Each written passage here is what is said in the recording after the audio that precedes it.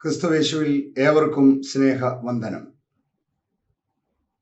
അബ്രഹാമിന്റെ വിശ്വാസയാത്രയുടെ വിവിധ ഘട്ടങ്ങളിലൂടെ നാം ഒരു ധ്യാനയാത്ര നടത്തിക്കൊണ്ടിരിക്കുകയായിരുന്നു. 3 ഘട്ടങ്ങൾ നാം ഇതിനോടകം പിന്നിട്ട് കഴിഞ്ഞു. ഊരിൽ നിന്നും കനാനിലേക്ക് ഹാരാനിലൂടെ, കനാനിൽ നിന്നും മിസ്രൈമിലേക്കും തിരിച്ചും, കനാനിൽ നെടുകയും കുറുകയും. 4ാമത്തേതും അവസാനത്തേതുമായ ഈ എപ്പിസോഡിന് ഞാൻ നൽകുന്ന തലക്കെട്ട് കനാനിൽ നിന്നും സ്വർഗ സിയോനിലേക്ക് എന്നാണ്. കനാനിൽ നിന്നും സ്വർഗ സിയോനിലേക്ക്. കഴിഞ്ഞ എപ്പിസോഡ് അവസാനിപ്പിക്കുമ്പോൾ അബ്രഹാമിലൂടെ ഒരു പുതിയ തുടക്കത്തിനായി പദ്ധതിയിടുന്ന ദൈവത്തെയാണ് നാം കണ്ടത്. ഉൽപ്പത്തി 17-ാം അധ്യായം. യഹോവ അബ്രഹാമിന് പ്രത്യക്ഷനായി അവനോട് പറയുകയാണ്, ഞാൻ സർവശക്തിയുള്ള ദൈവമാകുന്നു, നീ എൻ്റെ മുൻപാകെ നടന്ന് നിഷ്കളങ്കനായിരിക്ക എന്ന്. അബ്രഹാമിന്റെ പ്രതികരണം നമ്മൾ കണ്ടു. അവൻ സാഷ്ടാംഗം വീണ് നമസ്കരിച്ചു. ദൈവം അരുളി ചെയ്തതുപോലെ പുരുഷപ്രജ മുഴുവൻ പരിച്ഛേദനയേറ്റു. അങ്ങനെ ഇസ്രായേൽ സമൂഹം ഔപചാരികമായി സ്ഥാപിക്കപ്പെട്ടു. എങ്കിലും തലമുറകളായി നിലനിൽക്കേണ്ട പ്രസ്തുത സമൂഹത്തിന്റെ സ്ഥാപക പിതാവിന് ഉണ്ടായിരിക്കേണ്ട അത്യാവശ്യ യോഗ്യതകൾ മനസ്സിൽ വെച്ചുകൊണ്ട് അബ്രഹാമിന് ഒരു യോഗ്യതാ പരീക്ഷ നടത്താൻ സർവജ്ഞാനിയായ ദൈവം തീരുമാനിക്കുകയാണ്. യോഗ്യതാ പരീക്ഷകളിൽ ഒന്നാമത്തേത് ഉൽപ്പത്തി പുസ്തകം 18-ാം അധ്യായം 1 മുതൽ 15 വരെയുള്ള വാക്യങ്ങളിൽ രേഖപ്പെടുത്തിയിട്ടുണ്ട്. ഉൽപ്പത്തി 18-ലേക്ക് നാം നോക്കുമ്പോൾ അബ്രഹാമിന്റെ വീട്ടിൽ വിരുന്നു വരുന്ന ദൈവത്തെയാണ് നാം കാണുന്നത്. ദൈവം തനിക്ക് വേണ്ടി ഒരു ജനസമൂഹത്തെ ഒരുക്കിയെടുക്കാൻ ചുമതലപ്പെടുത്തിയ അബ്രഹാമിന്റെ വീട്ടിൽ വിരുന്നു വരുന്ന ഒരു ദൈവം. 1 മുതൽ 15 വരെയുള്ള വാക്യങ്ങൾ അബ്രഹാമിന്റെ ആതിഥ്യ മര്യാദ വിളിച്ചോതുന്ന വാക്യങ്ങളാണ്. അബ്രഹാം മമ്രയുടെ തോപ്പിൽ തന്റെ കൂടാരവാതിൽക്കൽ ഇരിക്കുകയായിരുന്നു. അവൻ തലപൊക്കി നോക്കിയപ്പോൾ 3 പുരുഷന്മാർ തന്റെ നേരെ നിൽക്കുന്നത് കണ്ടു.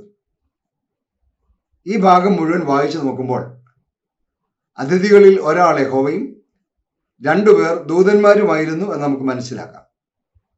അങ്ങനെ നോക്കുമ്പോൾ സമാനതകളില്ലാത്ത തികച്ചും അത്ഭുതകരമായ ഒരു സംഭവം മമ്രയുടെ തോപ്പിൽ അബ്രഹാമിന്റെ വീട്ടിൽ അരങ്ങേറുകയാണ്. ദൈവം വിരുന്നു വന്നിരിക്കുന്നു. ദൈവം വിരുന്നു വരുന്ന ഭവനങ്ങൾ ഭൂമിയിലെ സ്വർഗങ്ങളാണ്. നിങ്ങളുടേതും ദൈവം വിരുന്നു വരുന്ന ഭവനമാകാൻ ആഗ്രഹമില്ലേ? വാസ്തവത്തിൽ നമ്മുടെ എല്ലാം ഭവനത്തിന് മുമ്പിൽ ദൈവം വന്ന് കാത്തു നിൽക്കുന്നുണ്ട്. അകത്ത് വരണമെങ്കിൽ അബ്രഹാം ചെയ്തതുപോലെ നമ്മൾ ചെയ്യണം. അബ്രഹാം എന്താണ് ചെയ്തത് നമുക്ക് നോക്കാം. വാക്യം 2, 3, 4, 5. സമയം നട്ടുച്ച. വീട്ടുവാതിൽക്കൽ വിശ്രമിക്കുന്ന അബ്രഹാം. അവൻ തലപൊക്കി നോക്കിയപ്പോൾ 3 പുരുഷന്മാർ തന്റെ നേരെ നിൽക്കുന്നത് കണ്ടു. അവരെ കണ്ടപ്പോൾ അവൻ കൂടാരവാതിൽക്കൽ നിന്ന് അവരെ എതിരേൽപ്പാൻ ഓടിച്ചെന്നു. നിലം വരെ കുനിഞ്ഞു. യജമാനനെ, എന്നോട് കൃപയുണ്ടെങ്കിൽ അടിയനെ കടന്നു പോകരുതേ.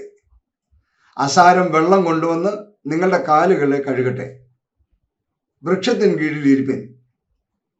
ഞാൻ 1 മുറി അപ്പം കൊണ്ടുവരാം. വിശപ്പടക്കിയിട്ട് നിങ്ങൾക്ക് പോകാം. ഇതിനായിട്ടല്ലോ നിങ്ങൾ അടിയന്റെ അടുക്കൽ കയറി വന്നത്. നീ പറഞ്ഞതുപോലെ ആകട്ടെ എന്നവർ പറഞ്ഞു. ഇന്ന് ഞാൻ ആ രംഗം മനസ്സിൽ കാണുമ്പോൾ എനിക്ക് തോന്നുന്നത് ഇങ്ങനെയാണ്. അമേരിക്ക പോലുള്ള രാജ്യങ്ങളിലായിരുന്നുവെങ്കിൽ വീട്ടുകാർ ഉടൻ തന്നെ 911 വിളിച്ച് പോലീസിനെ വരുത്തിയാനെ. നമ്മുടെ നാട്ടിലാണെങ്കിലോ കുറെ കാലം മുമ്പ് വരെ ആയിരുന്നുവെങ്കിൽ വീട്ടുകാരൻ നേരെ ഇറങ്ങിച്ചെന്ന് ആരാണ്, എവിടെ പോകുന്നു എന്നൊക്കെ ചോദിച്ചാനെ. ഇന്നാണെങ്കിൽ നമ്മൾ ശബ്ദമുണ്ടാക്കാതെ ജനൽ കർട്ടൻ അല്പം നീക്കി അവരുടെ നീക്കങ്ങൾ സശ്രദ്ധം വീക്ഷിക്കും. പോകുന്നെങ്കിൽ പോകട്ടെ എന്ന് കരുതി അനങ്ങാതെ നിൽക്കും. പോയില്ലെങ്കിൽ മൊബൈലിൽ ഫോട്ടോ എടുത്ത് വാട്സാപ്പിൽ കൊടുത്ത് സദാചാര പോലീസിനെ വരുത്തി അവരെ ചോദ്യം ചെയ്യും. എന്നാൽ അബ്രഹാമിനെ നോക്കൂ. എന്തൊരു ഉപചാര മര്യാദകളാണ് അബ്രഹാം കാണിക്കുന്നത്. അവർ തൻ്റെ വീട്ടിലേക്ക് വന്നവരാണ് എന്ന് അബ്രഹാം ഉറപ്പിച്ചു. മാത്രമല്ല, അവർ ആരാണ് എന്നുപോലും ചോദിക്കാതെ അവരെ തൻ്റെ വീട്ടിലേക്ക് ക്ഷണിക്കുകയാണ്. അവൻ അറിയാതെ ദൈവദൂതന്മാരെ സൽക്കരിച്ചുവെന്ന് എബ്രായ ലേഖന കർത്താവ് 13-ാം അധ്യായത്തിൽ രേഖപ്പെടുത്തിയിരിക്കുന്നത് ഓർക്കുക. മുമ്പ് ഞാൻ സൂചിപ്പിച്ചതുപോലെ അതിഥികളിൽ ഒരാൾ യഹോവയും 2 പേർ ദൂതന്മാരുമായിരുന്നു എന്ന് നമുക്ക് മനസ്സിലാക്കാം. അപ്പോൾ ഒരു സ്വാഭാവിക ചോദ്യം, ദൈവം എന്തിനാണ് വേഷപ്രച്ഛന്നനായി വന്നത്? എന്തുകൊണ്ട് വലിയ വെളിച്ചങ്ങളോടും കാഹള ശബ്ദത്തോടും കൂടെ പ്രത്യക്ഷപ്പെട്ടില്ല? വേദപുസ്തക പണ്ഡിതന്മാർ പല അഭിപ്രായങ്ങൾ പറഞ്ഞിട്ടുണ്ട്. പഴയ നിയമചിന്തയിൽ ദൈവത്തെ ആർക്കും നേരിട്ട് കാണാൻ കഴിയില്ലല്ലോ, കാരണം കണ്ടാൽ അയാൾ മരിക്കും. അപ്പോൾ ദൈവത്തിന്റെ ഭാഗത്തു നിന്നും ഒരു മുൻകരുതൽ എടുത്തതായിരിക്കാം. മറ്റൊരു ചിന്ത, വിശ്വാസത്തിന്റെ കണ്ണിലൂടെ നോക്കുന്നവർക്ക് മാത്രമേ ദൈവത്തെ കാണാൻ കഴിയൂ എന്നുള്ളതാണ്. മൂന്നാമതൊരു ചിന്ത, ദൈവം മിക്കപ്പോഴും സ്വന്തം രൂപത്തിൽ വെളിപ്പെടാത്തത് അപരനോടുള്ള നമ്മുടെ പ്രതികരണങ്ങൾ പരിശോധിക്കാനാണ്. ഞാൻ ഈ അഭിപ്രായത്തോടാണ് യോജിക്കുന്നത്. കാരണം താൻ ആരംഭിക്കാൻ പോകുന്ന സമൂഹത്തിന്റെ കാരണവരുടെ സ്വഭാവം പരിശോധിക്കാൻ ഒരവസരമായി ദൈവം അതിനെ ഉപയോഗിക്കുകയാണ്. നമ്മളായിരുന്നു ആ സ്ഥാനത്തെങ്കിൽ എന്ത് ചെയ്യുമായിരുന്നു എന്ന് ചിന്തിച്ചു നോക്കൂ. ദൈവം നമ്മുടെ വീട്ടിൽ വരുന്നുവെന്ന് മുന്നറിയിപ്പ് കിട്ടിയാൽ നമ്മൾ ചെയ്യാവുന്ന ക്രമീകരണങ്ങളെല്ലാം ചെയ്യും. അതേ സ്ഥാനത്ത് നമ്മുടെ അയൽക്കാരോ ബന്ധുക്കളോ വരുന്നുവെന്ന് കേട്ടാൽ എന്ത് വ്യത്യാസമാണ് ഉണ്ടാകുക? ഇനി ഒരറിയിപ്പുമില്ലാതെ ഒരു അപരിചിതൻ ഭക്ഷണ സമയത്ത് കയറി വന്നാലോ? ദൈവം പൗരസ്ത്യ ദേശത്തെ ഒരു സാധാരണ യാത്രക്കാരനായി അബ്രഹാമിന്റെ മുമ്പിൽ വരികയാണ്. ആളും തരവും നോക്കി മര്യാദ കാണിക്കുന്ന വിശ്വാസി അല്ല അബ്രഹാം. നമ്മളോ? കർത്താവ് പറഞ്ഞിട്ടുണ്ട്, എൻ്റെ ഈ ഏറ്റവും ചെറിയ സഹോദരങ്ങളിൽ ഒരുത്തന് നിങ്ങൾ ചെയ്തിടത്തോളമെല്ലാം എനിക്കാകുന്നു ചെയ്തത്, ചെയ്യാഞ്ഞതെല്ലാം എനിക്കാകുന്നു ചെയ്യാതിരുന്നത്. മത്തായി എഴുതിയ സുവിശേഷം 25-ാം അധ്യായം. ദൈവം വിരുന്നു വരാറുള്ള ഭവനങ്ങൾ ആളും തരവും നോക്കാതെ വിരുന്നൊരുക്കുന്ന ഭവനങ്ങളാണ്. നിങ്ങളുടെ ഭവനങ്ങളിൽ ദൈവം വിരുന്നു വന്നിട്ടുണ്ടോ?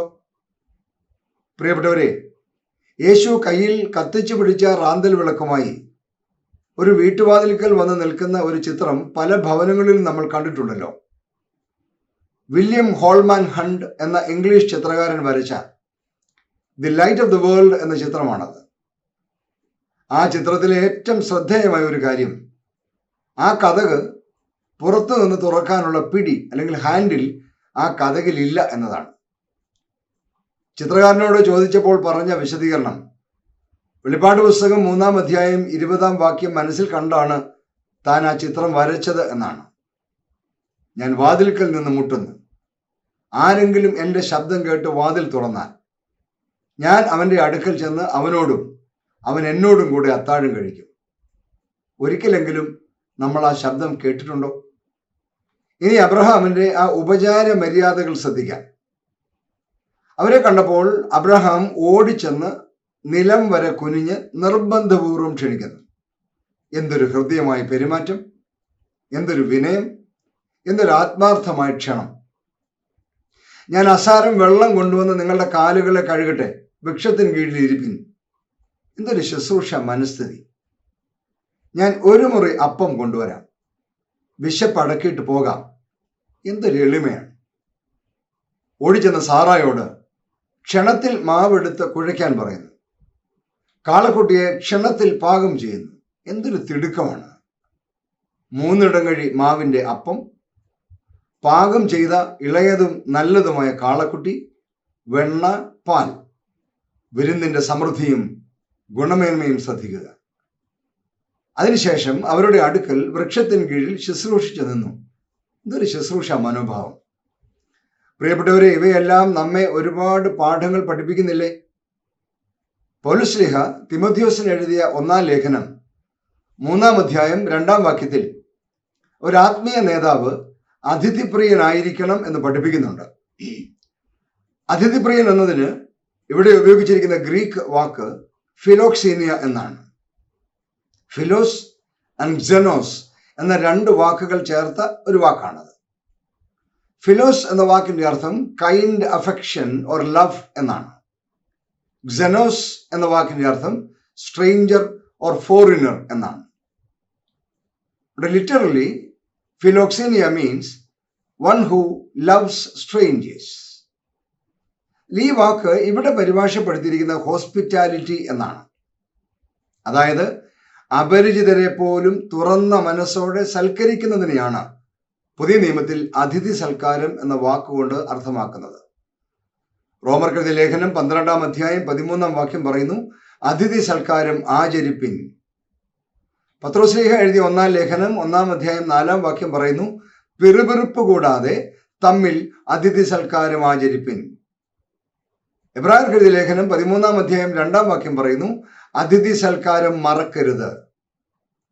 വേദപുസ്തകം മുഴുവൻ പറയുന്നു ഒരു ദൈവവൈതലിന്റെ ഭവനത്തിന്റെ മുഖമുദ്ര അതിഥി സൽക്കാരമാണ് എന്ന്. നമ്മുടെ ഭവനം എങ്ങനെയുള്ളത് എന്ന് ആത്മാർത്ഥമായി പരിശോധിക്കാം. അവർ ഭക്ഷണം കഴിച്ചിട്ട് അബ്രഹാമിന്റെ ഭാര്യ സാറായി അന്വേഷിക്കുന്നു.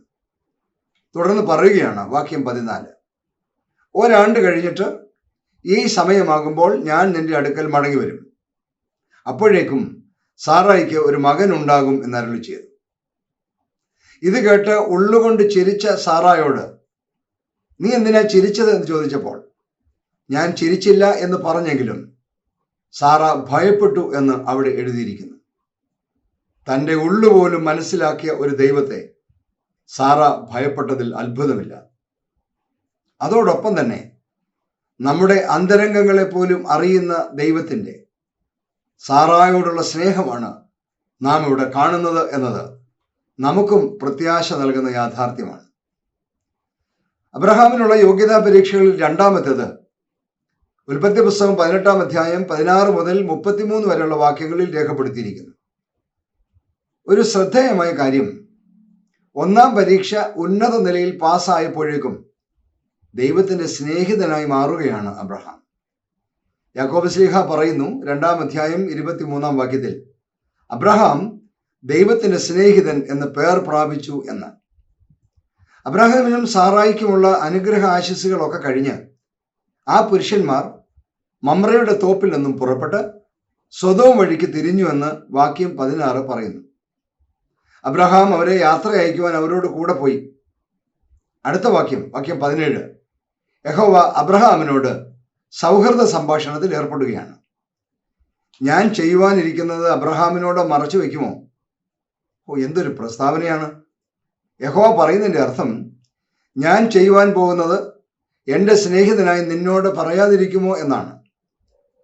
തുടർന്നുള്ള വേദഭാഗം ശ്രദ്ധിക്കുമ്പോൾ ശത്രുവിനെ പോലും സ്നേഹിക്കാൻ മനസ്സുള്ളവരെയാണ് ദൈവം തൻ്റെ സ്നേഹിതരാക്കുന്നത് എന്ന് മനസ്സിലാക്കാം. കർത്താവിൻ്റെ ശിഷ്യന്മാരോട് പറയുന്നുണ്ട്, ഞാൻ നിങ്ങളെ ഇനി ദാസന്മാർ എന്നല്ല വിളിക്കുന്നത്, പിന്നെയോ സ്നേഹിതന്മാർ എന്നാണ്. നിങ്ങൾ തമ്മിൽ തമ്മിൽ സ്നേഹിക്കണം എന്ന ഒരു കൽപ്പനയാണ് ഞാൻ നിങ്ങൾക്ക് നൽകുന്നത്. സ്നേഹിതന്മാർക്ക് വേണ്ടി ജീവനെ കൊടുക്കുന്നതിലും അധികമുള്ള സ്നേഹം ആർക്കുമില്ല. യഹോവ അബ്രഹാമിനോട് പറയുകയാണ്, അബ്രഹാമേ, പിന്നെ ഈ സൊദോമിൻ്റെയും ഗൊമോറായുടെയും നിലവിളി വലിയതും അവരുടെ പാപം അതികഠിനവുമാകുന്നുവെന്ന് ഒരു വിവരം കിട്ടിയിട്ടുണ്ട്. ഞാൻ ചെന്ന് അത് ശരിയാണോ എന്ന് ഒന്ന് നോക്കട്ടെ. 2 ദൂതന്മാരും ഉടനെ സൊദോമിലേക്ക് പോയി. അബ്രഹാമിന് കാര്യം മനസ്സിലായി എന്ന് മാത്രമല്ല, തൻ്റെ പിതൃ സഹോദര പുത്രൻ ലോത്തും കുടുംബവും അവിടെയാണല്ലോ താമസിക്കുന്നത് എന്ന് ഞെട്ടലോടെ ഓർത്തു. അബ്രഹാം യഹോവയുടെ സന്നിധിയിൽ തന്നെ നിൽക്കുകയാണ്. അബ്രഹാമിന്റെ മനസ്സിലൂടെ ഒരുപാട് ചിന്തകൾ കടന്നുപോയി കാണും. ഹാരാനിൽ നിന്നും താൻ കനാനിലേക്ക് പോരുമ്പോൾ അനാഥനായ ലോത്തിനെ കൂടെ കൂട്ടാൻ എടുത്ത തീരുമാനം. മിസ്രൈമിലേക്ക് ഇറങ്ങിപ്പോയപ്പോഴും ലോത്ത് ഒപ്പമുണ്ടായിരുന്നു. മടങ്ങി വരുമ്പോഴും അവനൊപ്പമുണ്ട്. ഇക്കാലം കൊണ്ട് ലോത്തും വലിയ സമ്പന്നനായി മാറി. എന്നാൽ അവൻ ഇഷ്ടം പോലെ ഉണ്ടായിരുന്നിട്ടും ഒരവസരം വന്നപ്പോൾ സ്വാർത്ഥത കാണിച്ചു കളഞ്ഞു. തന്നോട് ഒരു മര്യാദയും കാണിക്കാതെ ഏറ്റവും നല്ലത് എന്ന് അവന് തോന്നിയ ഭാഗവും വാങ്ങി തന്നെ മലമ്പ്രദേശത്ത് ഉപേക്ഷിച്ച് പട്ടണത്തിന്റെ സംസ്കാരത്തിലേക്ക് പോയതാണ്. സാധാരണഗതിയിൽ അവൻ പാർക്കുന്ന സ്ഥലത്തെ ദൈവം നശിപ്പിക്കാൻ ഒരുങ്ങുന്നു എന്ന് കേൾക്കുമ്പോൾ നമ്മളിൽ പലർക്കും വലിയ സന്തോഷം തോന്നും. ചിലരെങ്കിലും അത് പുറത്ത് പ്രകടിപ്പിക്കുകയും ചെയ്യും. കുറച്ചുകൂടെ ക്ഷമയുള്ളവർ അവൻ അങ്ങനെ തന്നെ വരണമെന്ന് മനസ്സിലെങ്കിലും ചിന്തിക്കും. കുറെ കൂടെ മര്യാദക്കാർ എന്ന് കരുതുന്നവർ ദൈവ ഇഷ്ടം പോലെ നടക്കട്ടെ എന്നെങ്കിലും കരുതും. എന്നാൽ അബ്രഹാം ചെയ്തത് എന്ത് എന്ന് നമുക്ക് നോക്കാം. വാക്യം 23. അബ്രഹാം അല്പം കൂടെ അടുത്തിരുന്നു. പതിയെ ഒരു ചോദ്യം. അല്ല, ഈ ദുഷ്ടന്മാരോടുകൂടെ നീതിമാനെയും നീ സംഹരിക്കുമോ? ഉദാഹരണത്തിന് 50 നീതിമാന്മാർ ഉണ്ടെങ്കിൽ നീ അതിനെ സംഹരിക്കുമോ അതോ ക്ഷമിക്കുമോ? യഹോവയുടെ മറുപടി: സൊദോം പട്ടണത്തിനകത്ത് 50 നീതിമാന്മാരെ കാണുന്നുവെങ്കിൽ ഞാൻ ആ സ്ഥലത്തോടൊക്കെയും ക്ഷമിക്കും. ബാക്കി 27. പൊടിയും വെണ്ണീറുമായി ഞാൻ കർത്താവിനോട് സംസാരിപ്പാൻ തുനിഞ്ഞല്ലോ. അല്ല, ഒരു പക്ഷേ 5 പേര് കുറവായാലോ? അതായത് 45 പേരെ ഉള്ളെങ്കിലോ? മറുപടി: 45 പേരെ കണ്ടാൽ ഇല്ല, ഞാൻ നശിപ്പിക്കില്ല. ബാക്കി 29. ഇനി എങ്ങാനും 40 പേരെ ഉള്ളെങ്കിലോ? മറുപടി: ഇല്ല, നശിപ്പിക്കില്ല. ബാക്കി 30. എന്നോട് ദേഷ്യപ്പെടല്ലേ, 30 പേരെ ഉള്ളെങ്കിലോ? ദൈവം ഉള്ളിൽ ചിരിക്കുകയായിരിക്കും എന്നാണ് എൻ്റെ ചിന്ത. മറുപടി: ഇല്ല, നശിപ്പിക്കില്ല. വാക്യം 31.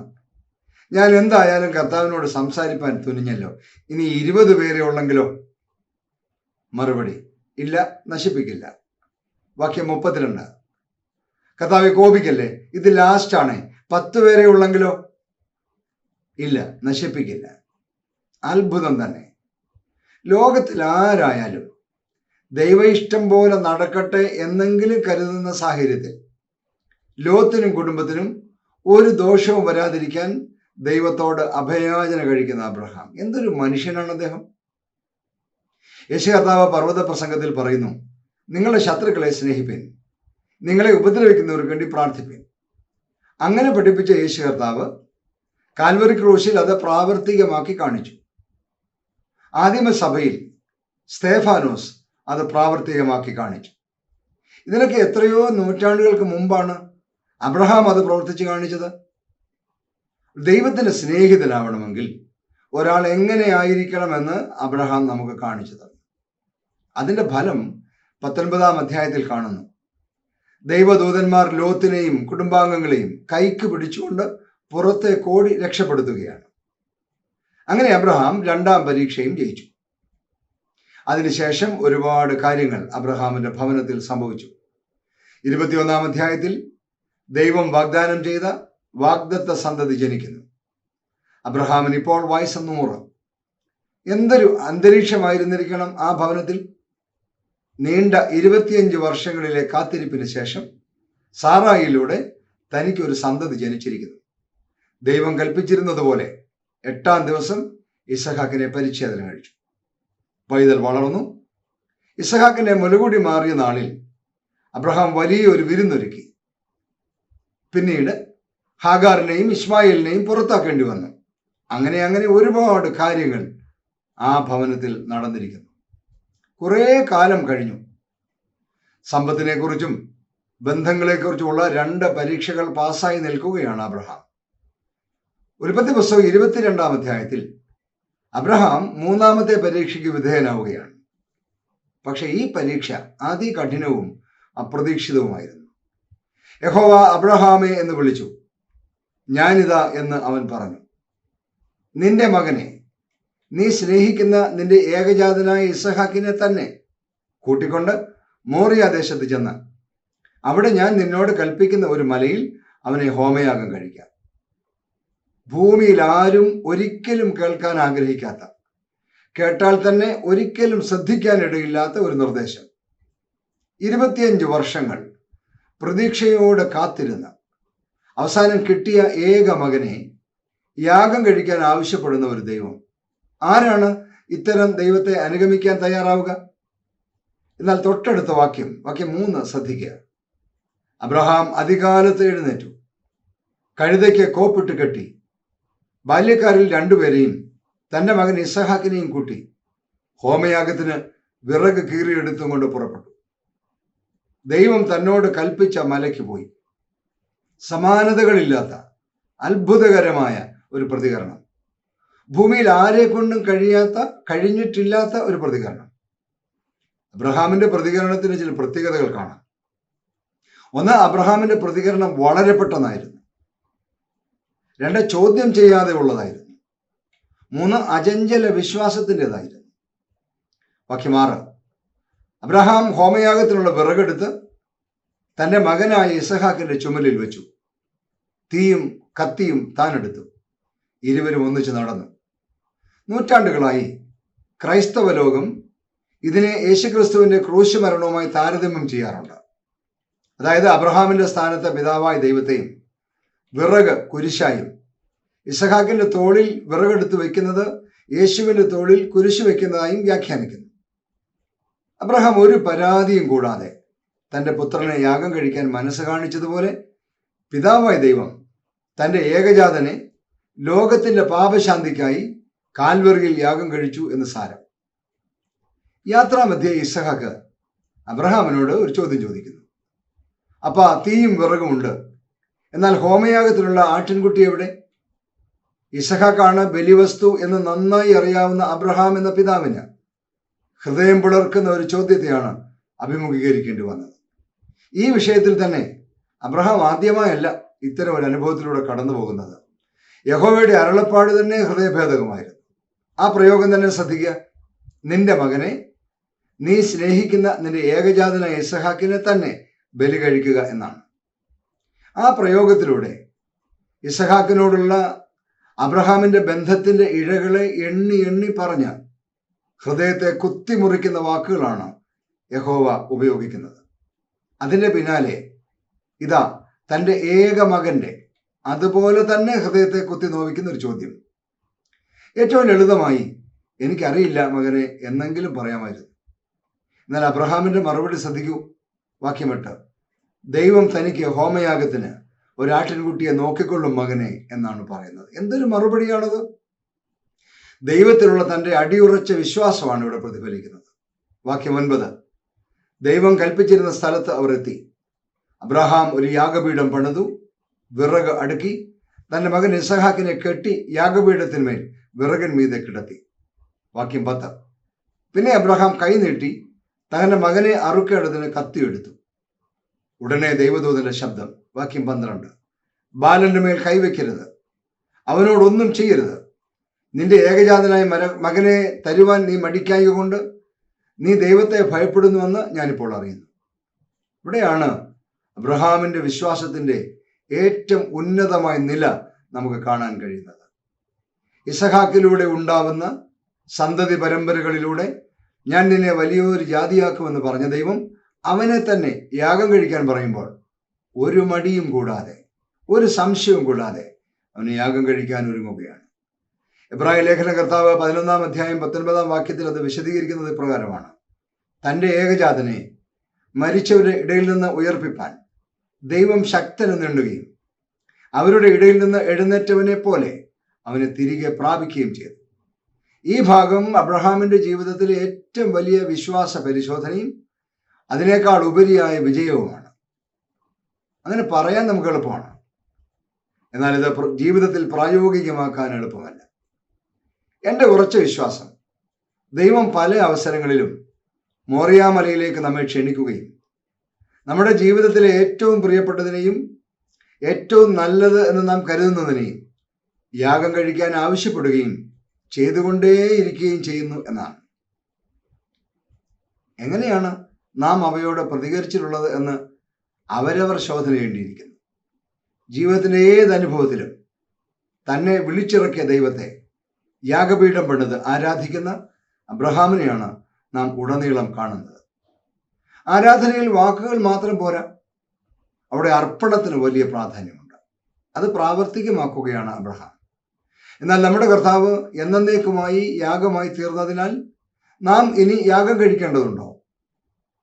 F.F. ബ്രൂസ് എന്ന് പറയുന്ന പുതിയ നിയമ പണ്ഡിതൻ പറയുന്നത് ഇങ്ങനെയാണ്: the sacrifices of the new order do not consist in taking the lives of others like the ancient animal sacrifices, but in giving one's own life to others, a new type of sacrifice for a new world order. Instead of taking the lives of others, giving one's own life to others. വിശുദ്ധ പൗലോസ്ലീഹ റോമർക്കെഴുതിയ ലേഖനം 12-ാം അധ്യായം 1-2 വാക്യങ്ങളിൽ ഇത് വ്യക്തമാക്കുന്നുണ്ട്. സഹോദരന്മാരെ, ഞാൻ ദൈവത്തിന്റെ മനസ്സിൽ ഓർപ്പിച്ച് നിങ്ങളെ പ്രബോധിപ്പിക്കുന്നത്, നിങ്ങൾ ബുദ്ധിയുള്ള ആരാധനയായി നിങ്ങളുടെ ശരീരങ്ങളെ ജീവനും വിശുദ്ധിയും ദൈവത്തിന് പ്രസാദമുള്ള യാഗമായി സമർപ്പിപ്പീൻ. ഈ ലോകത്തിന് അനുരൂപമാകാതെ നന്മയും പ്രസാദവും പൂർണ്ണതയുമുള്ള ദൈവഹിതം ഇന്നതെന്ന് തിരിച്ചറിയേണ്ടതിന് മനസ്സ് പുതുക്കി രൂപാന്തരപ്പെടുവീൻ. അതായത്, ജീവൻ എടുത്തതിന് ശേഷമുള്ള ശരീരത്തിൽ ചെയ്യുന്ന എന്തോ അല്ല യാഗം, ജീവനിൽ തന്നെയുള്ള പങ്കാളിത്തമാണ്. വിശുദ്ധിയും ജീവനുള്ളതുമായ യാഗം.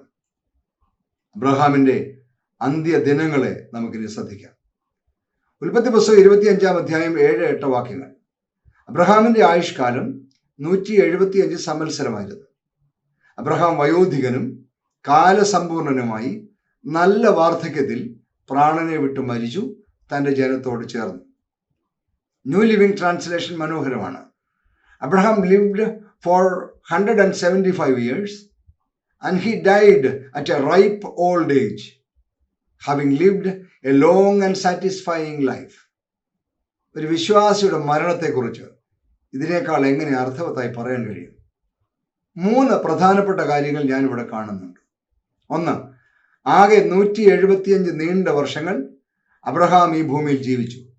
ഊരും ഹാരാനും കനാനും മിസ്രൈമും എല്ലാം കാൽനടയായി നടന്നു തീർത്ത 175 വർഷങ്ങൾ. 2, he died at a ripe old age after a satisfying life. പദാനുപദം പരിഭാഷപ്പെടുത്തിയാൽ പാകമായ പ്രായത്തിൽ തൃപ്തികരമായ ജീവിതത്തിന് ശേഷം മരിച്ചു. എന്തൊരു ഹൃദ്യമായ പ്രയോഗമാണ്. അതിനർത്ഥം അവന്റെ ജീവിതം മുഴുവൻ സ്വസ്ഥമായ ജീവിതമായിരുന്നു എന്നാണോ? ഒരിക്കലുമല്ല. മാത്രമല്ല, നീണ്ട 175 വർഷങ്ങൾ സംഭവബഹുലവും സംഘർഷഭരിതവുമായിരുന്നുവെന്ന് നമുക്കറിയുകയും ചെയ്യാം. എന്നാൽ തൻ്റെ വിശ്വാസത്തിന് നോട്ടം ഒരിക്കൽ പോലും യഹോവയിൽ നിന്ന് അദ്ദേഹം മാറ്റിയില്ല എന്നതാണ് വാസ്തവം. അതുകൊണ്ട് മാത്രമാണ് അദ്ദേഹത്തിന് തൃപ്തിയുള്ള ജീവിതം നയിക്കാൻ കഴിഞ്ഞത്. 3-ാമത് പറയുന്നത് തൻ്റെ ജനത്തോട് ചേർന്നു എന്നാണ്. ആരാണവർ? ഊരിലും ഹാരാനിലും ഒക്കെ വെച്ച് മരിച്ചുപോയ തൻ്റെ പൂർവ്വ മാതാപിതാക്കളാണോ? ഒരിക്കലുമല്ല. പിന്നെയോ, വിശ്വാസവീരന്മാരായി തനിക്ക് മുമ്പേ നടന്നുപോയ ഹാനോക്കും നോഹയും തുടങ്ങി ഇനി തൻ്റെ പിന്നാലെ വരാനിരിക്കുന്ന പരമ്പരകൾ ഉൾപ്പെടുന്ന സമൂഹത്തെയാണ് ഇവിടെ പരാമർശിച്ചിരിക്കുന്നത്. അബ്രഹാം വിശ്വാസി എന്ന വാക്കിന്റെ ഒരു മാതൃകയായി നിൽക്കുകയാണ്. പഴയ നിയമകാലത്തെ യഹൂദനും പുതിയ നിയമകാലത്തെ ക്രിസ്ത്യാനിക്കും ഒരുപോലെ മാതൃകയായി തീരാൻ വേണ്ടി. അബ്രഹാമിന്റെ ജീവിതത്തിലെ ഓരോ സംഭവങ്ങളും അദ്ദേഹത്തിന്റെ വിശ്വാസ നിലപാടുകളെ ശരിവെക്കുന്ന സംഭവങ്ങളായിരുന്നു എങ്കിലും അവയിലെ പ്രധാനപ്പെട്ട ഒന്ന്, 100 വയസ്സായ അബ്രഹാമിനോട് നിനക്കൊരു മകൻ ജനിക്കാൻ പോകുന്നെന്ന് പറഞ്ഞപ്പോൾ അത് വിശ്വസിച്ചതാണ്. വിശുദ്ധ പൗലോസ്ലീഹ അത് റോമർക്കെഴുതിയ ലേഖനത്തിൽ 4-ാം അധ്യായം 19 മുതൽ 21 വരെയുള്ള വാക്യങ്ങളിൽ അതീവ ഹൃദ്യമായി രേഖപ്പെടുത്തിയിട്ടുണ്ട്. അവൻ ഏകദേശം 100 വയസ്സുള്ളവനാകയാൽ തൻ്റെ ശരീരം നിർജീവമായി പോയതും സാറായുടെ ഗർഭപാത്രത്തിന് നിർജീവത്വവും ഗ്രഹിച്ചിട്ടും വിശ്വാസത്തിൽ ക്ഷീണിച്ചില്ല. ദൈവത്തിൻ്റെ വാഗ്ദത്തത്തിങ്കിൽ അവിശ്വാസത്താൽ സംശയിക്കാതെ വിശ്വാസത്തിൽ ശക്തിപ്പെട്ട് ദൈവത്തിന് മഹത്വം കൊടുത്തു. അവൻ വാഗ്ദത്തം ചെയ്തത് പ്രവർത്തിപ്പാനും ശക്തനെന്ന് പൂർണ്ണമായി ഉറച്ചു. അതുകൊണ്ടാണ് അവനെ ദൈവം തൻ്റെ സ്നേഹിതനെന്ന് വിളിച്ചത്. വേദപുസ്തകത്തിൽ രേഖപ്പെടുത്തിയിരിക്കുന്നതിൽ ദൈവം ഒരാൾക്ക് നൽകുന്ന ഏറ്റവും ഉന്നതമായ അംഗീകാരം. അബ്രഹാം എല്ലാ അർത്ഥത്തിലും പരിപൂർണനായിരുന്നു എന്നല്ല അതിനർത്ഥം. എന്നാൽ സദൃശവാക്യം 24-ാം അധ്യായം 16-ാം വാക്യത്തിൽ പറയുന്നു, നീതിമാൻ 7 പ്രാവശ്യം വീണാലും എഴുന്നേൽക്കും എന്ന്. അബ്രഹാം വീണുപോയപ്പോഴൊക്കെ തൻ്റെ വീഴ്ച തിരിച്ചറിഞ്ഞ് ചാടി എഴുന്നേറ്റ് മുന്നോട്ട് നടന്നു എന്നതാണ് സത്യം. നമ്മയൊക്കെ ബലപ്പെടുത്തേണ്ട ഒരു ആത്മീയ സത്യമുണ്ട് ഇവിടെ. ദൈവം ആരുടെയും കടക്കാരനല്ല. ജീവിതത്തിൻ്റെ കണക്ക് പുസ്തകം തയ്യാറാക്കുമ്പോൾ ദൈവം ആരോടും അവിശ്വസ്തത കാണിക്കുകയുമില്ല. അവൻ ആശ്രയം വയ്ക്കുന്നവന് വിചാരിക്കുന്നതിലും നനയ്ക്കുന്നതിലും ഉപരിയായി അവൻ നൽകും. അബ്രാഹാമിന്റെ ഇഹലോക ജീവിതകാലത്ത് ദൈവം വാഗ്ദാനം ചെയ്തതെല്ലാം നിറവേറി കാണാൻ അവസരം ഉണ്ടായില്ല. എന്നാൽ അതെല്ലാം സംഭവിക്കുമെന്ന് അബ്രഹാം വിശ്വസിച്ചു. അബ്രഹാമിന്റെ കാലശേഷം 2000 വർഷം കഴിഞ്ഞ് എബ്രായ ലേഖന കർത്താവ് ഇങ്ങനെ അത് രേഖപ്പെടുത്തി വെച്ചു. 11-ാം അധ്യായം 9-10 വാക്യങ്ങളിൽ, വിശ്വാസത്താൽ അവൻ വാഗ്ദത്ത ദേശത്ത് ഒരു അന്യദേശത്ത് എന്ന പോലെ ചെന്ന് വാഗ്ദത്തത്തിന് കൂട്ടവകാശികളായ യിസ്ഹാക്കിനോടും യാക്കോബിനോടും കൂടെ കൂടാരങ്ങളിൽ പാർത്തുകൊണ്ട് ദൈവം ശില്പിയായി നിർമ്മിച്ചതും അടിസ്ഥാനങ്ങളുള്ളതുമായ നഗരത്തിനായി കാത്തിരുന്നു. He was looking forward to the city with foundations, whose architect and builder is God. ദൈവം ശില്പിയായി നിർമ്മിച്ചതും അടിസ്ഥാനങ്ങളുള്ളതുമായ ഒരു നഗരം. വാസ്തവത്തിൽ ദൈവം അത് നിർമ്മിച്ചു കഴിഞ്ഞു. യേശു കർത്താവ് തൻ്റെ ശിഷ്യന്മാരോട് പറഞ്ഞത് ഓർമ്മയില്ലേ? യോഹന്നാൻ എഴുതിയ സുവിശേഷം 14-ാം അധ്യായം 2-3 വാക്യങ്ങളിൽ, എൻ്റെ പിതാവിൻ്റെ ഭവനത്തിൽ അനേകം വാസസ്ഥലങ്ങളുണ്ട്, ഇല്ലെങ്കിൽ ഞാൻ നിങ്ങളോട് പറയുമായിരുന്നു. ഞാൻ പോയി നിങ്ങൾക്ക് സ്ഥലം ഒരുക്കിയാൽ ഞാൻ ഇരിക്കുന്ന സ്ഥലത്ത് നിങ്ങളും ഇരിക്കേണ്ടതിന് പിന്നെയും വന്ന് നിങ്ങളെ എൻ്റെ അടുക്കൽ ചേർത്തുകൊള്ളും. ആ സ്ഥലത്തിൻ്റെ പേരെന്ത് എന്നും അതിൻ്റെ പ്രത്യേകതകൾ എന്തൊക്കെയെന്നും വെളിപ്പാട് പുസ്തകം 21-22 അധ്യായങ്ങളിൽ യോഹന്നാൻ വരച്ച് കാണിക്കുന്നുണ്ട്. അത് പുതിയൊരു ഭൂമിയാണ്, അതിന് പുതിയ ആകാശമാണുള്ളത്. 21-ാം അധ്യായം 1-ാം വാക്യം. പുതിയ യെരൂശലേം എന്നാണ് അതിൻ്റെ പേര്.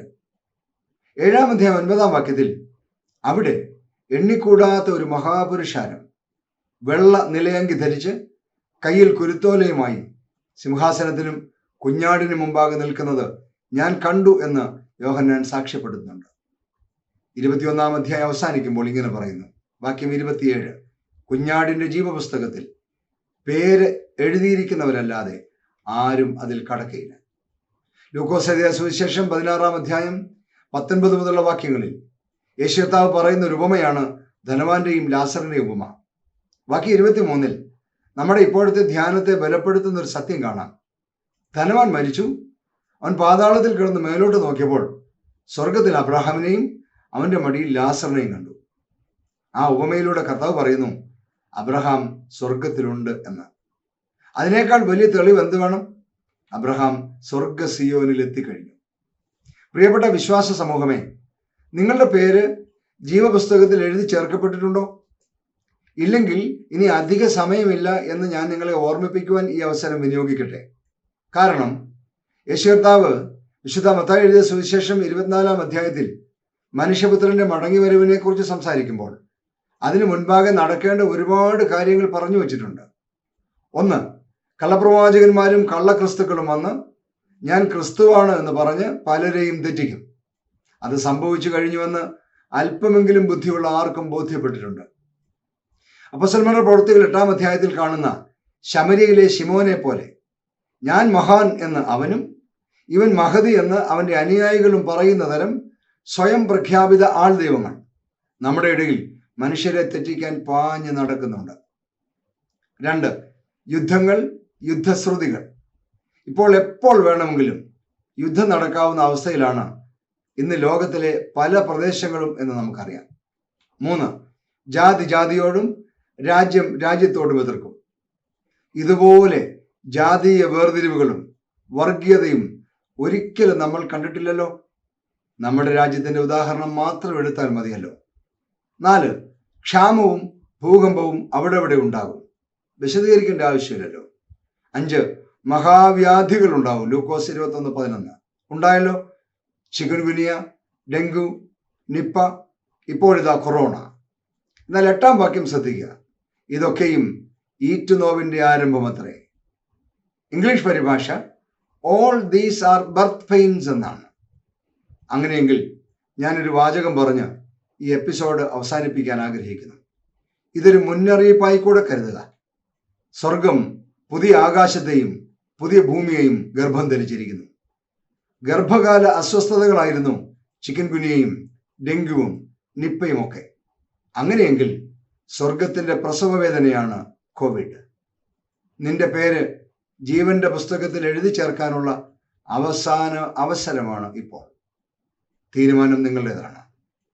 ദൈവം നമ്മെ എല്ലാവരെയും അനുഗ്രഹിക്കട്ടെ. Thank you. പി തോമസ് അച്ഛൻ.